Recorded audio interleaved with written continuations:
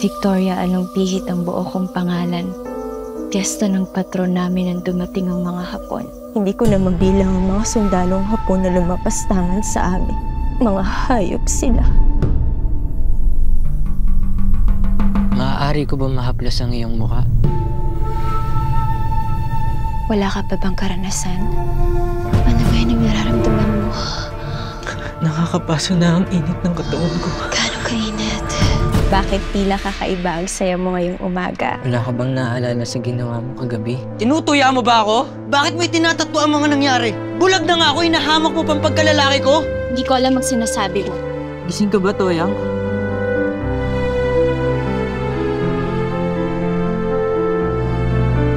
Kinalimutan ko kung sino ako. Walang pakiramdam, walang pag-iisip, walang kaluluwa. Naalala mo ba ang naganap sa inyo ni Selena? Huwag mo kong iwan. Selena! Pilak na singsing bigay ng aking yumaong ina. Mahalaga sa akin na lagi mong suot iyang pilak na singsing. Magtatagal ba yung bisita mo? Bakit ho? Mahirap magtiwala. Salamat. Niligtas mo buhay ko. Tiyak na hahanapin ng mga Hapon ng mga kasama nila. Walang kapatawaran ang ginawa nila sa atin. Kailangan natin lumikas sa mas ligtas na lugar. Sasama ka ba sa akin?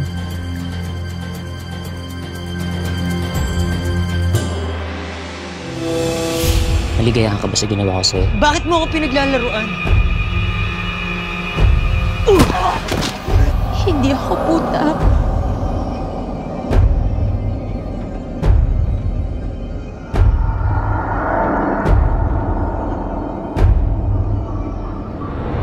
Huwag kang umalis. Duwag ako. Ano po ang balak ninyo? Ang patuloy na lumaban.